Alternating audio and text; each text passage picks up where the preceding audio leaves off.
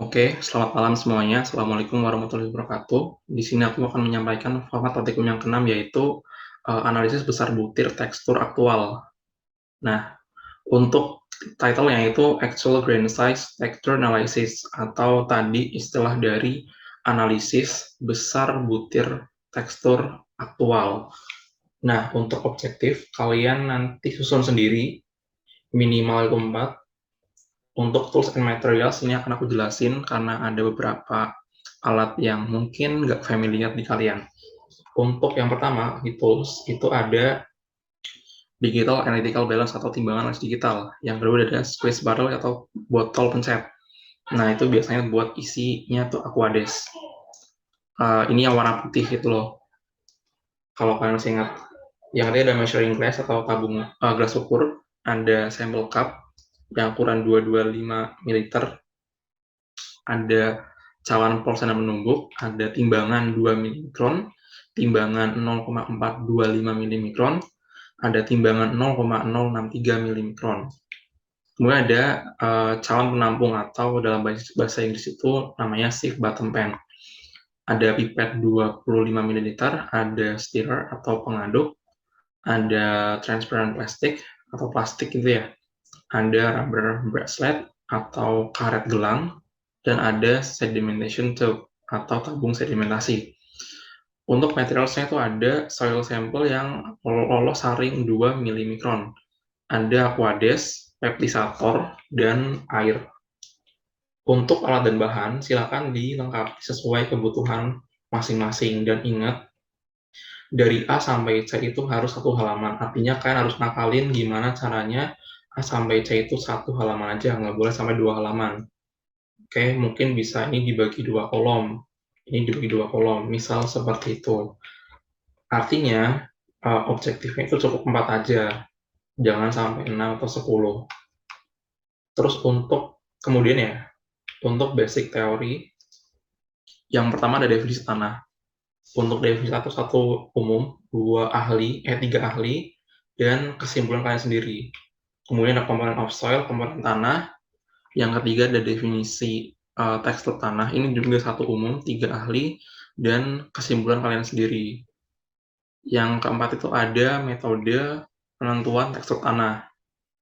Jadi untuk metode penentuan tekstur tanah itu ada 2, kualitatif sama kuantitatif. Nah untuk kualitatif itu kan di lapangan, atau bisa disebut juga itu metode perasaan gitu, feel method. Untuk yang kualitatif itu udah aku cantumin di sini. Kalian tuh tinggal kopas aja tapi di Inggrisin, oke?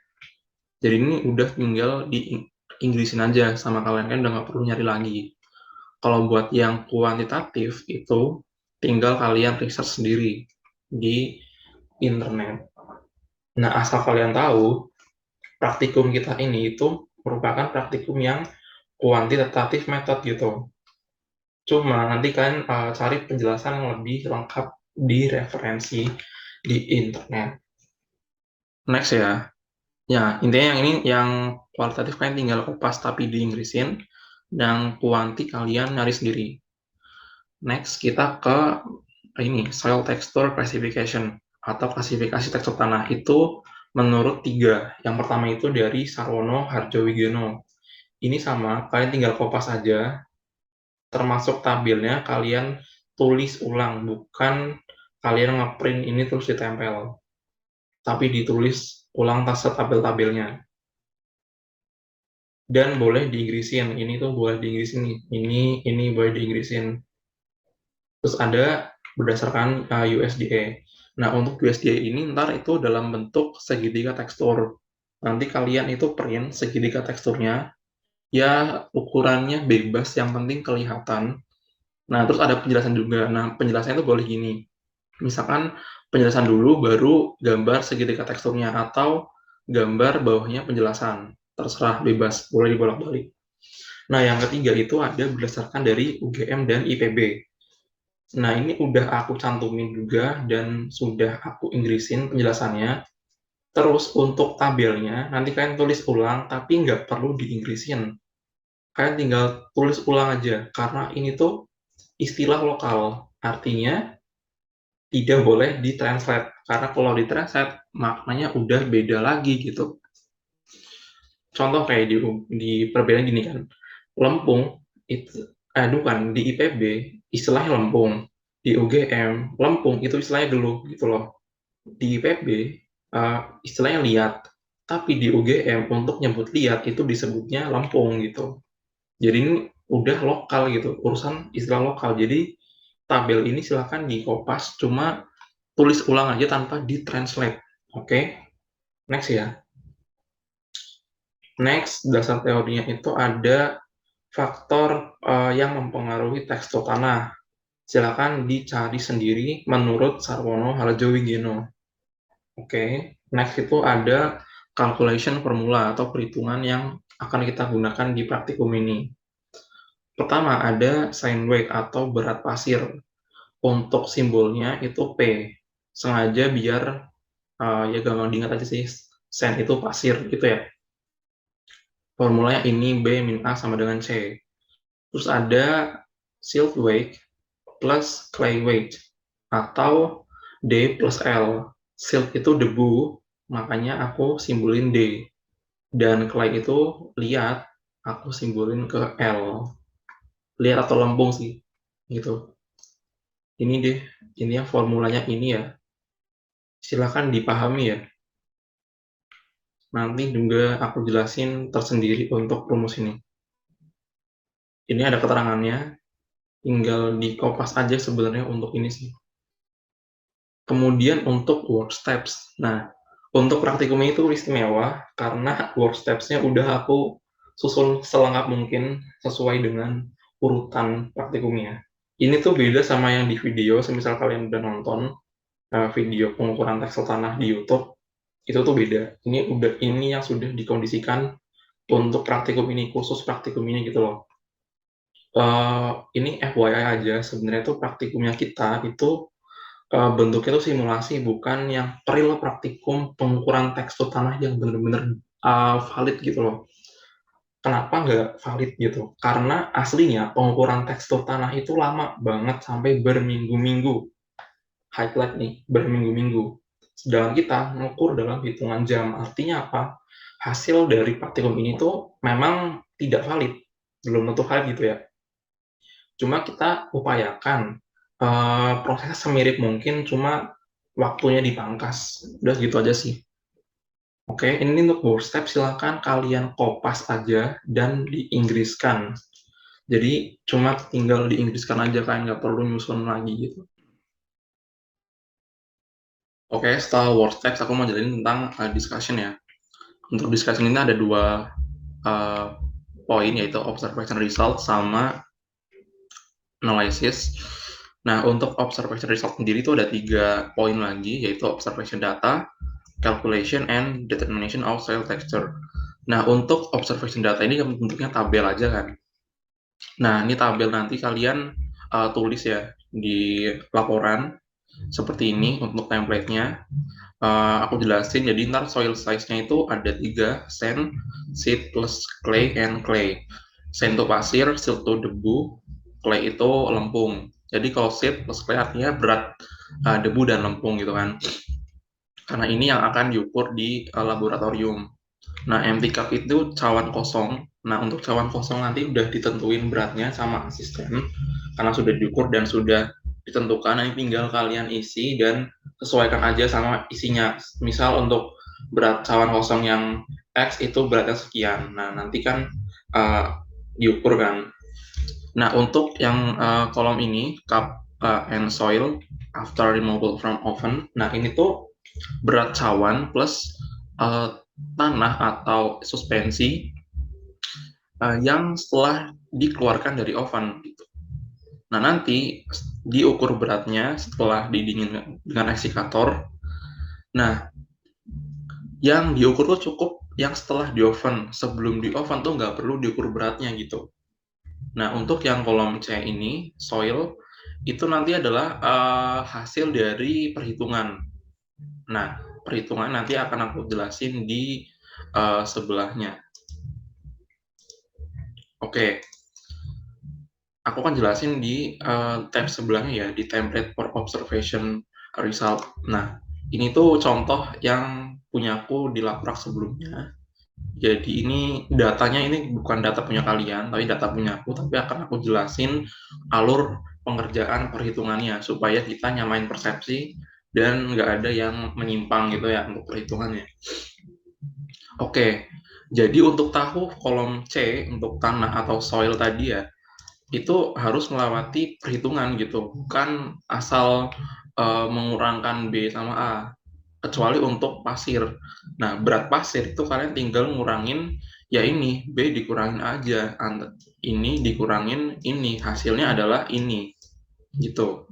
Nah, untuk menghitung berat debu plus lempung, ini ya, untuk menghitung ini, untuk menghitung kolom C-nya debu plus lempung itu pakai rumus. Rumusnya adalah C dikali 1000 ml per volume pipet 25 ml. C-nya berat debu plus lempung adalah pengurangan ini dengan ini. Terus dikalikan 1000 per 25. Oke, diterusin sampai akhir hasilnya berapa dan disimpulin. Jadi berat debu plus lempung adalah sekian gram. Oh ya, begitu juga dengan tadi berat pasir juga disimpulin ya. Jadi berat pasir adalah berapa gram gitu ya. Dan ini dalam bahasa Inggris nanti tinggal disesuaikan aja. Karena istilahnya udah aku atur di sini. Di sini udah aku atur sih. Ya ini kan pasir sand, kalau debu silt, nah kalau lempung clay. Next kita ke yang C. Menghitung berat lempung. Ini berat lempung. Lempung untuk C-nya lempung tuh menghitungnya gimana? Sama. Itu rumusnya C kali 1000 per 25 gitu ya. Nah, untuk tahu C itu kan tinggal ngurangin aja yang ini dikurangin ini. Terus dikaliin 1000 per 25. Diterusin sampai akhir dan hasilnya sekian gram. Dan disimpulin juga. Nah, setelah menghitung tadi pasir, kemudian debu plus lempung dan lempung, kita tuh tinggal menghitung berat debu. Pasti kalian wondering why, kenapa di sini itu nggak dicantumin berat debu? Karena untuk mengetahui debu itu harus menggunakan data debu plus lempung dan lempung. Jadi tidak ada data debu yang dimasukin di sini, di tabel, tapi masuk ke perhitungan. Untuk mengetahui berat debu, tinggal berat debu plus berat lempung tadi yang ini ya, itu dikurangin dengan berat lempung. Sampai sini paham nggak? Jadi tuh untuk tahu berat debu aja kan tinggal ngurangin ini dengan ini kan. Ketika ini udah hilang, kan tinggal berat debu aja. Nah itu tinggal ya dikurangin aja. Tadi berat debu plus lempung dikurangin berat lempung. Ini dikurangin ini jadi segini. Oke. Nah terus disimpulin berat debunya itu berapa. Setelah kita tahu semua perhitungan dari pasir, lempung, dan debu itu tinggal dijumlahin aja. Oke, dijumlahin. Ini nih. Di E, jumlah pasir, debu, lempung. Itu berapa gram. Yang dijumlahin cukup pasir, debu, lempung aja ya. Kalau berat debu plus lempung nggak usah dimasukin. Karena dia itu untuk formula penghitungan debu aja gitu loh. Nah, kan diketahui totalnya berapa nih, sekian gram gitu kan. Setelah menghitung berat masing-masing fraksi, kita akan menghitung persentase tiap fraksinya, pasir, debu, dan lempung. Untuk rumusnya itu kan tinggal apa yang dicari per totalnya gitu kan. Contoh, untuk menghitung persentase pasir, tinggal rumusnya adalah berat pasir per berat total dikalikan 100%. Gitu. Nah, tinggal dimasukin aja. Tadi berat pasir itu kan 5,9. Berarti kan 5,9 per totalnya adalah 7,1 gram. Ini tadi kan, ini di sini 7,1. Dikali 100%. Ini dibagi dulu. Hasilnya sekian. Misalkan ini kan, pakai kalkulator, ambil aja 4 angka di belakang koma, hasil pembulatan juga. Nah, intinya hasil pembulatan 4 angka di belakang koma. Untuk tahu spesifik atau akuratnya kalian bisa pakai Excel yang emang bisa langsung membulatkan 4 angka di belakang koma. Atau 30 sebenarnya nggak masalah sih, tiga angka belakang koma. Yang penting perhitungannya itu pakai kalkulator, jangan manual ya, supaya akurat aja sih sebenarnya. Nah, hasil pembagian ini kan 0,8310 dikali 100%. Ingat ya, dikali 100% itu artinya dikali 100 gitu. Biar nanti bakal apa ya, komanya itu maju, komanya itu berarti apa ya? Komanya itu mundur gitu loh. Jadi 83,10%. Ini tinggal ini dikali 100 itu berapa. Nah, ini tambahin aja simbol persen gitu. Jadi tuh formula kayak gini tuh sebenarnya bukan apa ya? Bukan semisal kayak kasus yang kemarin kan pasti ngiranya ketika ini dikali ini hasilnya 0,8310%. Itu bukan kayak gitu ya. Ini bukan kayak gini. Ini salah gitu ya. Jadi hasilnya ya 0,8310 dikali 100. Nah, tambahin simbol persen kayak gitu. Jadi ntar disimbol. Terus ketika hasilnya emang kayak gini, misal masih ada komanya, kalian buletin gitu loh. Prinsip pembulatan gini ya, kalau di bawah 50, misalkan ini kan 8310, ini kan di bawah 50 nih. Itu dibulatin ke bawah jadi 83. Nah, kalau 83,50 itu dibulatin ke atas gitu. Dibulatin ke atas ya. 8,60, 83,60 itu dibulatin ke atas gitu. Jadi prinsip pembulatan diingat-ingat.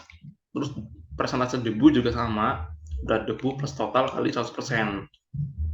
Ini juga nanti hasilnya dibuletin juga 5,63, artinya kan dia 63 di atas 50 kan, jadi 6%. Tuh, disimpulin juga. Terus berat persentase lempungnya tinggal berat lempung per total dikali 100% gitu ya. Sama, nanti tinggal ini kurang 100% ya, nanti tambahin nanti dibulatin ini kan 11,27. 27 itu kan di bawah 50. Nah, dibulatin ke bawah kan, berarti kan jadi 11%. Oke? Disimpulin.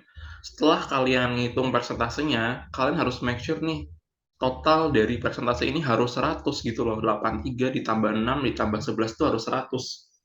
Kalau belum 100 artinya kalian salah dalam pembulatan gitu loh. Dikoreksi lagi. Semisal hasil dari persentasenya bukan 100, ya harus dikoreksi lagi pembulatannya. Udah benar atau belum gitu. Nah, setelah perhitungan, kita akan nentuin yang C, yaitu determination of soil texture atau penentuan tekstur tanah. Menggunakan dua metode, yaitu dengan tabel kelas tekstur dan segitiga tekstur. Nah, untuk tabel kelas tekstur itu tinggal kalian lihat hasil persentase fraksinya, terus dicocokin sama ini proporsi persen fraksi tanah gitu kan. Ini ada pasir, debu, liat atau lempung ya. Tinggal lihat aja.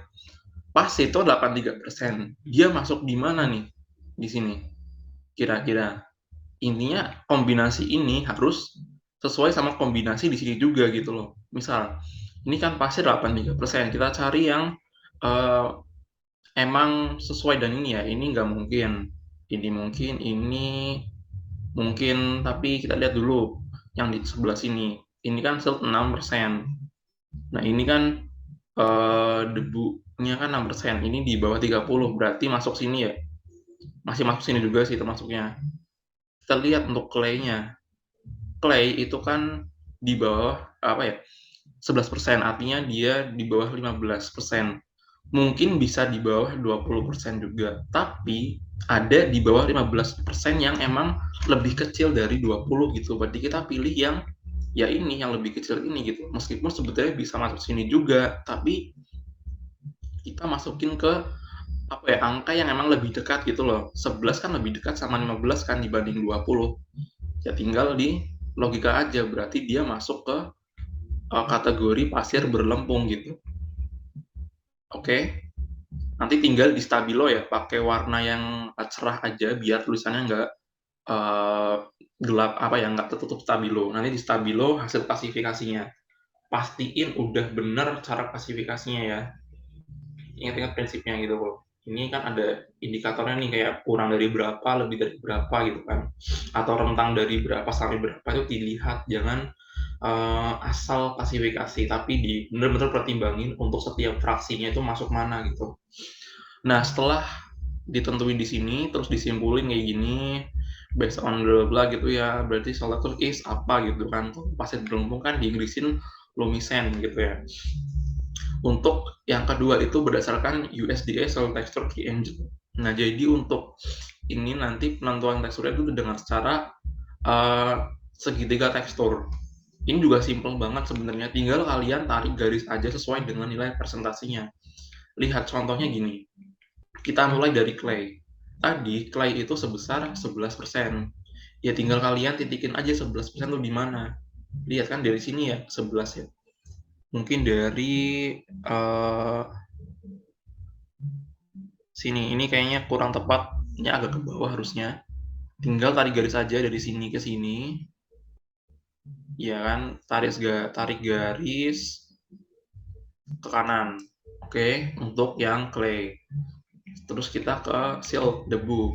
Silt tadi kan 6%. Ya tinggal cari aja 6% tuh di mana? Di atas ini ya. Nah, terus tarik garis ke bawah ini, ke kiri bawah gitu loh. Oke. Setelah itu kita persen sen ya. Yang ini kan bawah itu sen. Sen itu 83%. Ya tinggal dicari titik 83% tuh di mana? Di sini misal, tarik garis juga. Nanti tinggal cari pertemuan dari 3 garis itu di mana gitu loh. Dan dilihat di klasifikasi mana. Ini kalau dilihat itu, dia tuh juga ada di klasifikasi lumisen ya. Pasir berlembung. Ya, pasir berlembung.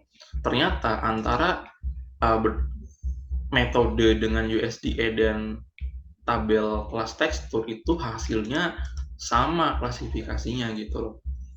Nah, nanti untuk penarikan garis ini atau penentuan titik persentasenya tolong sedetail mungkin gitu ya. Maka dari itu untuk segitiga tekstur yang di pembahasan ini di print ukurannya jangan terlalu kecil supaya kalian mudah dalam menganalisis. Seperti itu. Oke, disimpulin juga dari segitiga teksturnya. Setelah itu kita akan masuk ke analisis.